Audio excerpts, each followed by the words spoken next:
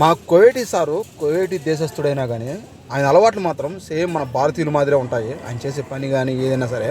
కోవిడ్లో చలికాలం పోయి ఎండాకాలం అయితే స్టార్ట్ అవుతుంది. కోవిడ్లో ఎండలు అయితే మామూలుగా అయితే ఉండవు. ఎండాకాలం అయితే 10 నిమిషాలు కూడా మనం బయట ఉండలేము, అంతకైతే పెడతాయి. ఎండాకాలం వచ్చిందంటే మా కోవిడ్ సార్ ఫ్రిడ్జ్లో నీళ్ళు అసలు తాగడం, మట్టి కుండలో చేసి నీళ్ళే తాగుతూ ఉంటాడు. ఈ పాత కుండ చాలా రోజులు టంచడం వల్ల బొక్కబడి నీళ్ళు అని కడుతున్నాయి, చాలా పాత పడిపోయింది కూడా. ఈ పాత కుండ తీసి పారేసి నన్నైతే కొత్త కుండ ఎత్తుకోరాపా అని చెప్పి కుండల మార్కెట్కి అయితే పంపించినాడు. ఇక్కడికి వచ్చి కుండలని చూస్తానే మన భారతదేశంలో మన పూర్వీకులు ఎన్నో సంవత్సరాలుగా పాతకాలం నుండి ఇదే కుండల్లో నీళ్లు తాగుతాయి, ఇదే కుండలో వంటలు చేసి మనం తినేవాళ్ళము. ఇప్పుడంటే ప్రపంచంలో మార్పు వచ్చి రకరకాల అందుబాటులోకి వచ్చి జీవన విధానం పూర్తిగా మారిపోయింది. కానీ ఇప్పటికీ చాలా మంది గుర్తుండే ఉంటుంది, పాత రోజులు అన్నం చేయాలన్నా, కూర చేయాలన్నా, నీళ్లు తాగాలన్నా, ఏదైనా సరే తినేటి నిలువ ఉంచాలన్నా కూడా ఇవే వాడుతూ ఉన్నారు. అందుకే వాళ్ళ ఆరోగ్యాలు కూడా చాలా బాగున్నాయి. ఇప్పుడు చాలా రకాల అందుబాటులో ఉండడం వల్ల రాను రాను వీటి వాడకం అయితే తగ్గించినారు. మన భారతదేశంలో మాత్రం అక్కడక్కడ కొన్ని విలేజెస్లో అయితే ఇవి వాడుతూనే ఉన్నారు.